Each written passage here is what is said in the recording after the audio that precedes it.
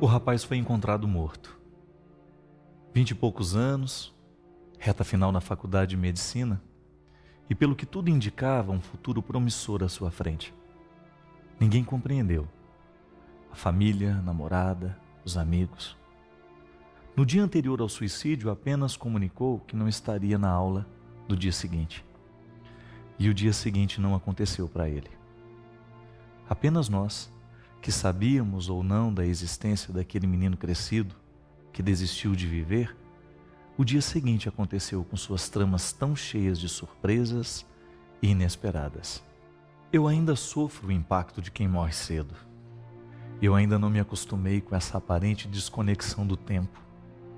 Ainda continuo acreditando que Deus nos projetou para morrermos velhos, rodeados por aqueles que fizeram parte da nossa história, numa cama quente, apagando aos poucos como se fôssemos o pavio que se despede da luz.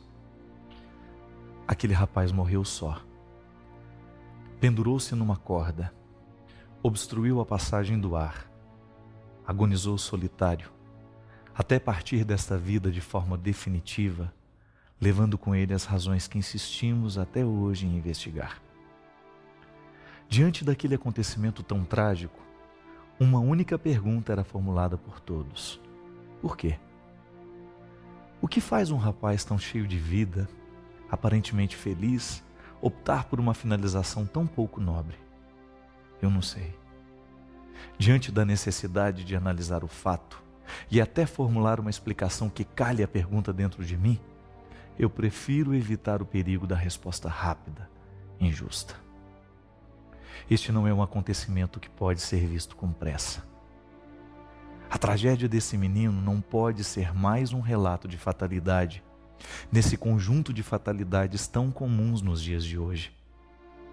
Recordo-me do grande mestre da pintura, o austríaco Vincent van Gogh, que diante da acusação de que suas pinturas eram feitas com pressa, defendeu-se dizendo ao seu crítico: não sou eu que pinto depressa, você é que olha depressa demais. O rapaz pendurado em sua corda é para mim semelhante às pinturas de Van Gogh. Não podemos olhar depressa. Nessa pintura viva há um conjunto de detalhes, um movimento constante que sugere uma interpretação mais profunda. Creio que ninguém neste mundo pode morrer em vão. A morte, ainda que seja de alguém que nunca tenha cruzado o nosso caminho, esta morte trágica sempre poderá nos acordar, retirar-nos da mesmice, emprestar-nos um novo sentido para a nossa existência. A arte de Van Gogh é riquíssima justamente por causa dos detalhes que a compõem. As cenas são dramáticas, carregadas de força que parece sobrenatural, transcendente. Os retratos de suas cenas interiores possuem o poder de nos encantar e de nos assombrar ao mesmo tempo.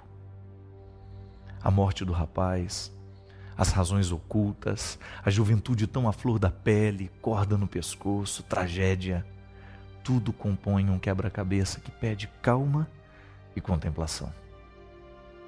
A nossa grande tentação diante do quebra-cabeça é permanecer na pergunta fácil: por que esse moço se matou? Mas eis que a sabedoria surge na porta e nos propõe um novo jeito de nos aproximarmos da cena. E aí, ao invés de buscarmos uma resposta para uma pergunta que ainda não sabemos fazer, descobrimos a graça do olhar demorado. O olhar que nos permite uma terceira forma de enxergar. O olhar que foge do convencional e que costuma fazer justiça aos que foram vítimas das tragédias da vida. Diante do suicida e seu aparente fracasso, a gente se esquece de perguntar a razão dele ter se matado e, motivados por sua fatalidade, a gente resolve se perguntar a razão de nós ainda estarmos vivos. Se eu ainda não posso saber a razão de sua morte, então eu quero ao menos saber a razão da minha vida. Porque uma coisa é certa: nós só poderemos mergulhar nos mistérios da morte depois que tivermos experimentado os mistérios da vida. Eu fico pensando que aquele rapaz não se pendurou de uma vez. Uma corda é feita de partes. de gomos que se entrelaçam.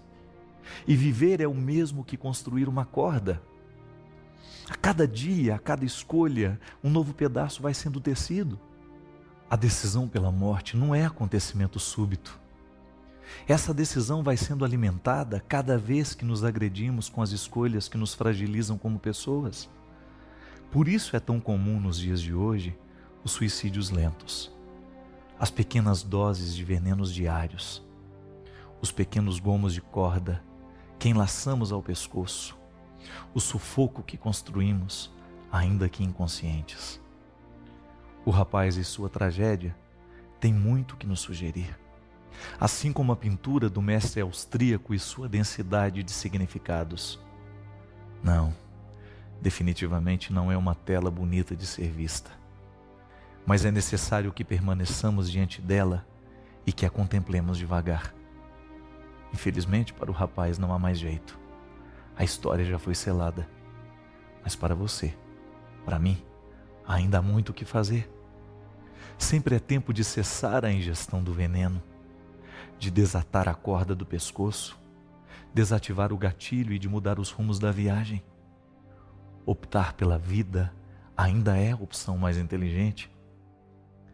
Recordo-me que nos meus tempos de infância, uma das figuras que mais me sugeria coragem era o boiadeiro e sua corda de laçar o gado. Corda era sinônimo de luta, de persistência e empenho. Mas para aquele jovem quase médico, não foi.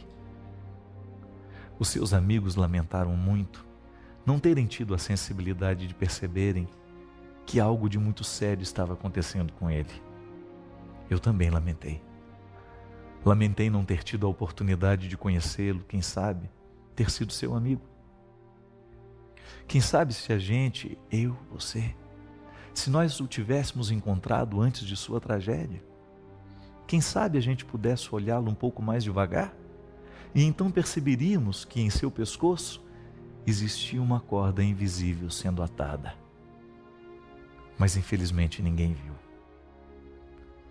Eu tenho pedido a Deus a graça de perceber as cordas invisíveis nas pessoas que eu encontro pela vida. Cordas invisíveis estão por todos os lados. Pode ser que ao nosso lado exista alguém que esteja a caminho da corda concreta. Pode ser que nós estejamos. Nessa vida de tantos silêncios e dores escondidas, cresce ainda mais a necessidade de não nos acomodarmos em nosso pequeno mundo. Os solitários estão por toda parte, as cordas também. Por vezes eu também percebo em mim o desconsolo infértil que me leva a colocar a corda no meu pescoço.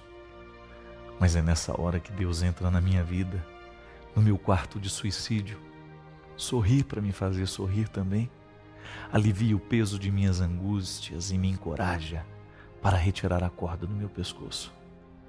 Ele, com seu dom de ser pai que cura as orfandades do meu coração, faz-me voltar no tempo, faz-me recordar do boiadeiro e sua corda tão cheia de coragem. E de súbito, um milagre acontece dentro de mim. E assim eu vou, e assim eu sigo. Mas gostaria muito que você seguisse também. Vamos juntos, da mesma forma como o boiadeiro vai conduzindo sua boiada, corda na mão, não no pescoço, laço firme para laçar esperanças, olhos fitos no destino que nos espera. A estrada é longa, não importa. A beleza da paisagem vai nos aliviar o cansaço da viagem.